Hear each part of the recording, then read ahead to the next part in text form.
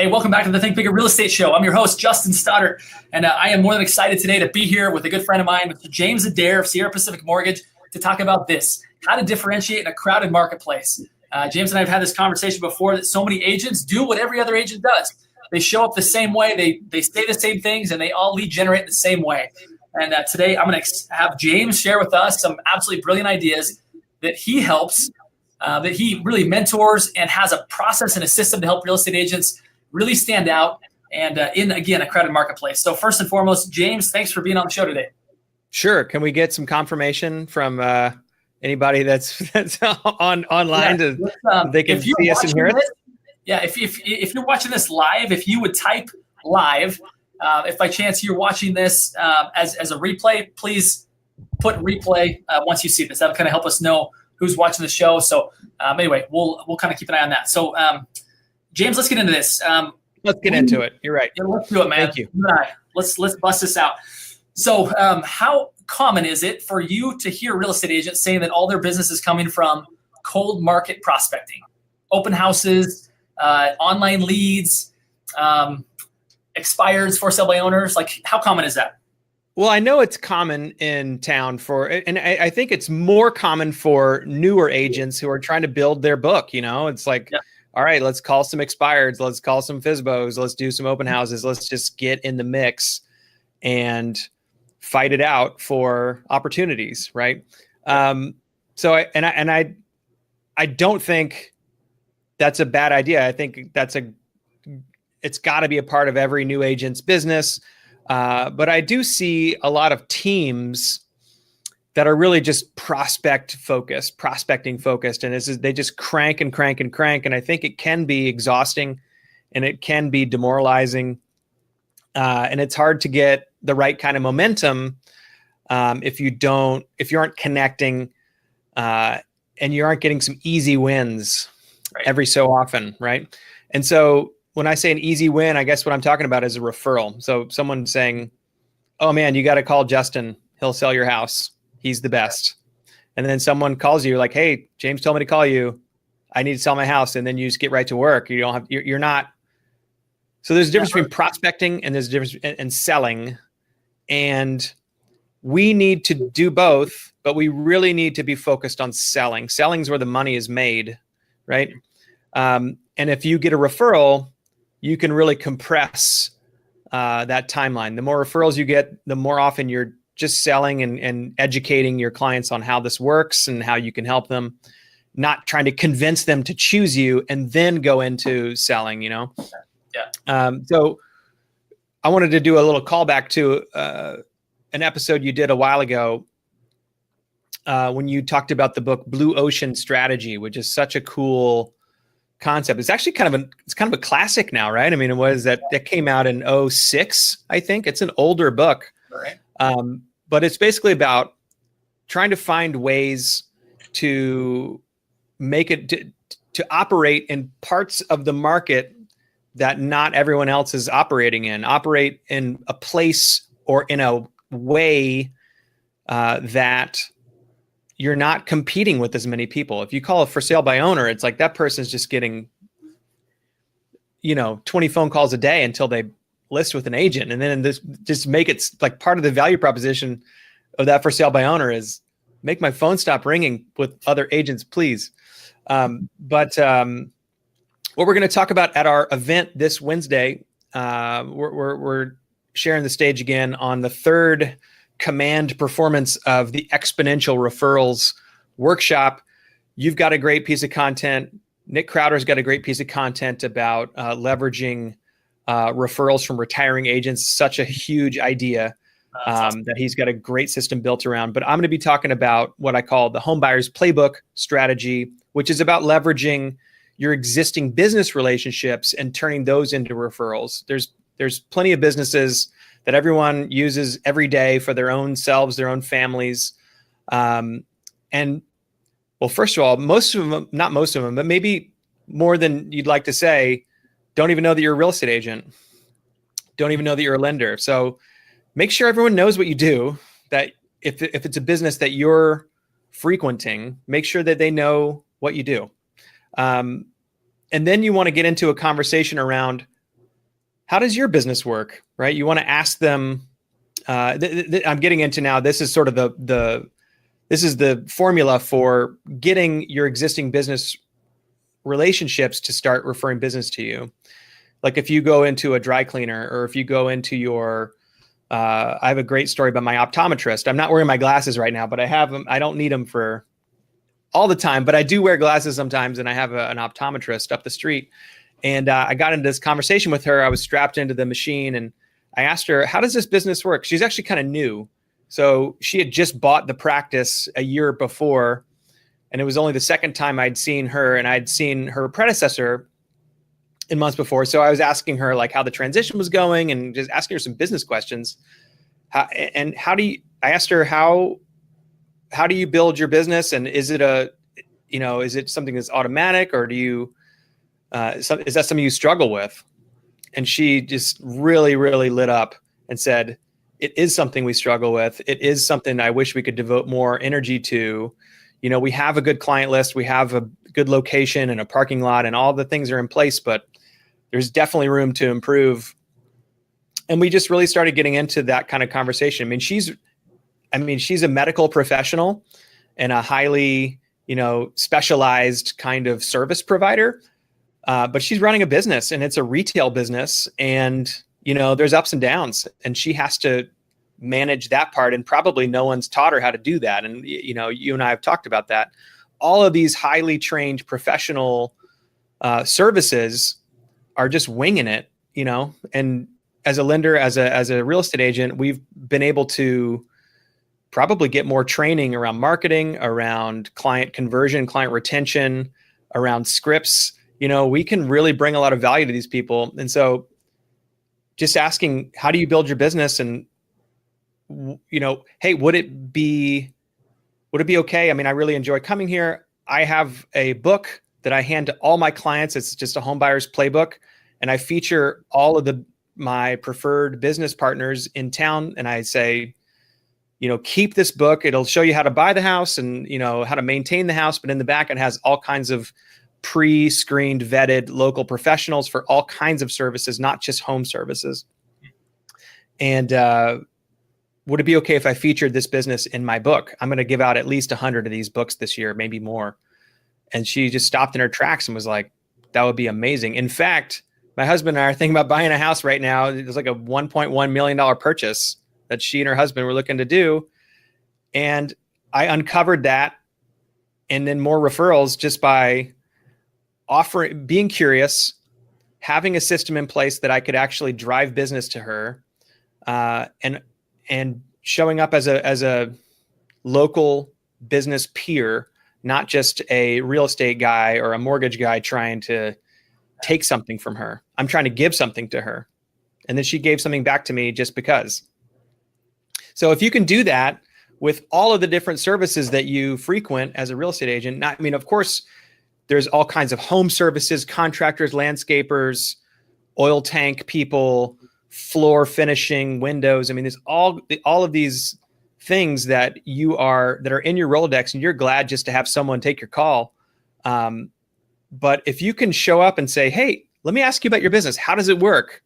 How do you, and you might also find someone that, you've been referring business to for years, and you're just glad that they'll take your call, like a CPA or something, and just say, hey, if you get into this conversation, how does your business work? And they say, and it seems like there's an opportunity. This is a true story. The CPA, a friend of mine who's doing this strategy on the East Coast, said that they uncovered someone they've been referring business to for years, for like 10 years, is an accountant. And they finally got up the courage and the focus to say, hey, I want to see if you'll be able to refer business back to me. I've been referring for you for years, and I love the way you operate, and I love the way you take care of my clients. And he said, well, my wife's a real estate agent, so I'm not in a position to refer you at all. Right? So this is an opportunity to have these formalized conversations with these business partners, and you may uncover something where you're like, man, maybe I could find a new accountant that could actually be a real business partner for me. It's an opportunity for you to make sure everyone's aligned, everyone's pointing business back and forth, and it's reciprocal. But you have to be in a position to be, it doesn't work if you're not the first person to give, and it has to be real. You have to really give of your mind. You have to really give of your energy, and you have to be thinking about ways to engage your conversations, your clients, whenever you're in your day-to-day. How can I look for opportunities to be a referrer, right? That's the key. So let me point out a couple of things here, James. One thing I love that you've kind of offered up is this concept that real estate agents oftentimes, again, they're taught to be hunters because they have to be, right? So they go out into the marketplace and they go to like the lowest hanging fruit, who are people that have already raised their hands, for somebody owners, expireds, online leads. What they find, though, is that that's a crowded space, right? It's a bloody ocean, going back to your reference to the blue ocean strategy. And as a result, the only thing that they have to differentiate themselves is how many times can they follow up, or how low will they go on their price.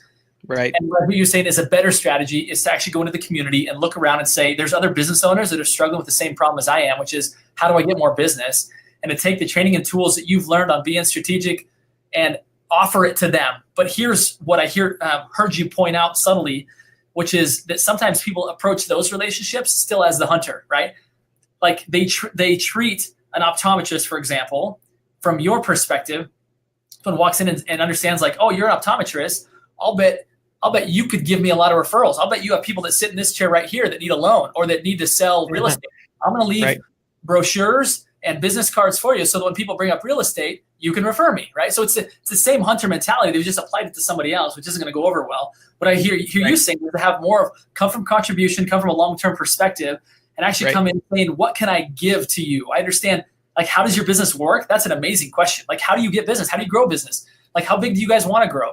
Like those kinds of like conversation starters put you on a totally different plane, because most real estate agents don't care. They just care where they're going to get their next paycheck from. Whereas you're coming in saying like, teach me about your business, teach me about your struggles, teach me about what's working well. And then you might be able to contribute some things that you've learned. And even like you've said, which is step in and say, I happen to meet a lot of people that are moving in from out of the area. I happen to meet a lot of people that are moving from one neighborhood to another.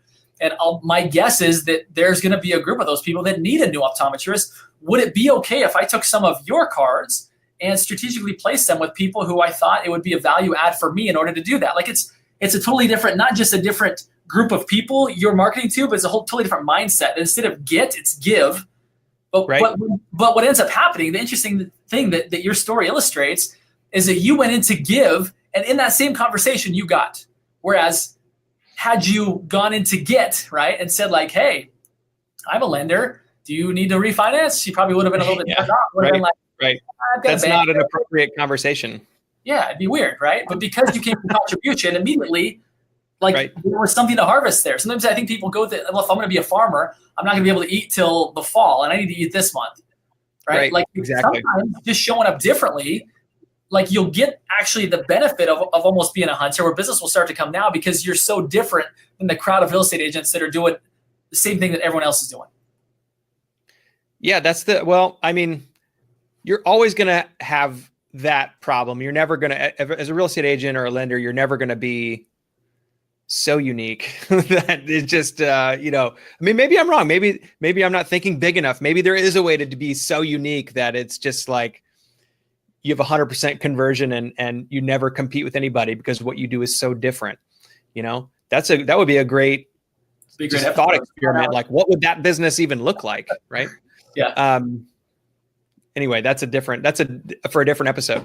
But yeah, I think, the idea of referrals, the idea of these transactions, there's real estate transactions happening all around us, and we're just not involved in most of them because we're not being brought into them. We're not being pointed to them. And we talk to so many people, we interact with so many people in a non-real estate way. But there are many more opportunities to formalize those basic day-to-day relationships that we all have, in a way that you will be. If you can get 15 area business operators to have a formal relationship with you, and you're already using their services, you're already either recommending them systematically, or you're a client of them already. So you've already got your foot in the door. You have a relationship that's meaningful to them right away. Secondly, you come from contribution. You ask them, how does this work? How can I help? What's your biggest problem? Maybe it's not even business related. Maybe it's something else. I don't know. But you can maybe connect them to some other kind of service that could help. I don't know. You have to ask the questions. And then you present yourself as a solution to their business problems. Hey, I'm a retail business operator as well. I'm talking to, on a good day, I talk to 5 new clients but I'm talking to 5 to 25 people a week that are interested in relocating, making a big transition.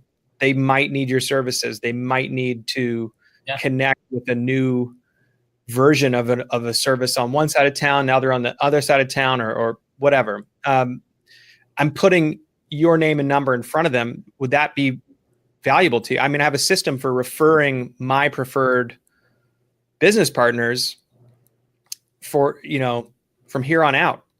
So I want to do that for you. And all I ask in return is that whenever you have an opportunity, whenever you hear someone talking about mortgages, whenever you hear someone talking about buying a house, that you have to call me. I have to be in that conversation. That's the one thing I'm really focused on right now is formalizing my existing business relationships, and they get it and they want to be a part of it. So it's a great script. It's easy. Well, and they would love to have, anytime somebody has anything about eyeballs, right? The optometrist would love to have you say, "Oh my goodness," right? And I think, one formalization of this whole methodology, right, is through like a kind of a traditional LaTip or BNI group. Those get mixed reviews, right? Sometimes people go in and they absolutely kill it. I would say that there's an opportunity cost. Let's say there's 35 people in the room and 5 of them are amazing referral partners. There's 30 other people that want your time and attention, and there's an opportunity cost to that. I think you can, depending upon where you're at, again, you may be in a highly established group where you've already put in the time. It makes sense to stay. But I think you can create something like this through a process that you've kind of formalized, right? You've got a formal book that you give people the ability to go in and put their business cards, and you can target people who you think would be maybe upstream from a real estate transaction. And you can target those people and formalize this without having to start your own, networking group. Well, in a way, if done right, this becomes a true networking group. I mean, if you get 20 people that you're in a one-on-one formalized conversation with, the next level is to do a mixer, to introduce them to each other, because how much more powerful would that be? And it doesn't have to be as systematic as a BNI where it's like, hey, meet me every Tuesday at 6:45 in the morning. And just, that gets really old real fast. And like you said, the group is not, you're not aligned with 100% of the group. This is your group. You're aligned with them, and they are, all kind of pointed towards you as the real estate professional. And if you could point them to each other too, that's, you're bringing that much more value. Even like a once or twice a year, happy hour where we all meet up or mastermind group, but also create a Facebook marketing mastermind with these people, a closed group that they can all share ideas with each other and share business with each other as well. That way you're providing value to them without even doing any. You're just like brokering the conversations and step away, and that can be amazing. Yeah.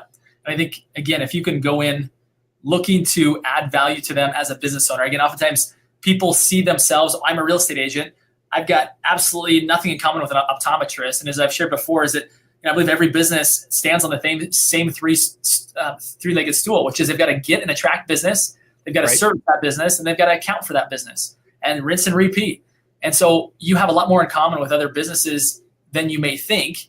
And that if you were to take the principles that you're learning in your business and offer them up to another business and learn from that other business and offer and ask them to help teach you what they're doing, it creates an entirely different environment. You rise above the fray. You rise above the typical agent coming in and saying, hey, will you market me? Here's 10 of my cards.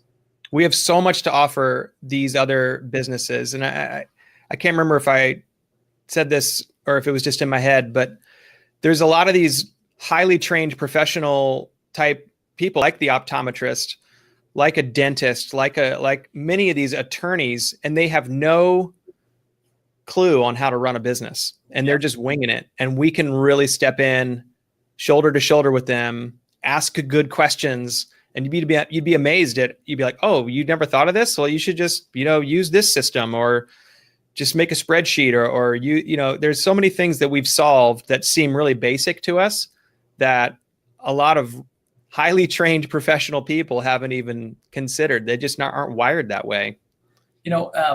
Just because they have a doctorate in psychology or a doctorate in optometry doesn't mean they have a doctorate in business. And I think sometimes we miss the fact that not all businesses have it all together, just like we don't have it all together. No. And offering some business help to a professional that spent their entire post-grad career learning how to be a specialist in some field can bring a lot of value, and in turn, over time, bring a lot of referrals your way. So, James, this has been fun, man. I can't wait until Wednesday, May 22nd, coming up here real soon from 10 until noon. Over in Clackamas, we're going to be, both you, me, and Nick Crowder are going to be going in depth on really how to have real estate agents implement a strategy of exponential referrals, where really the sky is the limit, and a much better way to leverage their time, utilize their time. And I'm thrilled about the opportunity. So I wanted to correct you real quick. I have it on my calendar as a start at 9:30. Sometimes I do that to trick myself, so I get to places not late but on time. Is it start at 10 or is it start at 9:30? Start at 10. Yep. Start at 10. You're there early though. I'll be there at 9:30. All right. So one last question. This is my signature question. What does James Adair do? You're a big thinker, dude. Every time you and I have a conversation, I walk out thinking like, that guy's smart, and I'm smarter now because of it. No, I'm serious. Teach the Think Bigger real estate audience. What do you do to intentionally think bigger? Like to position yourself to where you're constantly expanding your possibilities?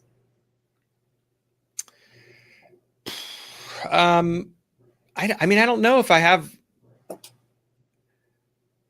have like any secret sauce. It's really just be curious and pay attention. I think those are really two key things. I guess just listening to and I try to take my own advice, sometimes, and I don't always, but try to just be valuable and be helpful. How can I help this person? How can I help this person win? Like, so many people who are really successful salespeople are really just about closing the deal. And for me, I'm not about closing a deal. I'm just about how can I be helpful? I don't win everything, and I don't want to win everything. Sometimes I can be helpful by recommending a different bank or recommending a different solution that's not mortgage related, and that's fine. Like I just put myself in the position of the people that I'm engaged with and try to imagine what they're going through. Try to imagine what's the best possible outcome for them, and then just get side by side with them and map it out. Sometimes it includes doing a mortgage, and sometimes it doesn't. That's awesome, man. I love it. Great stuff. Again, I want to thank you for being on the show today. Always enjoy our conversations, and this has been a good one. We've got actually Chris Angel watching us, so I know you guys do a lot. Yeah, my man, Chris. Shout out to Chris Angel. Hey, thanks for tuning in, buddy. Great having you here. Got Ryan Willard, actually out of the UK, buddy of mine. I got Steve Yeager on. Steve's a big international. Yeah. I got international. I got Steve Yeager here. Got some big thinkers learning from the James Adair. So anyway, thanks again, man. I appreciate it.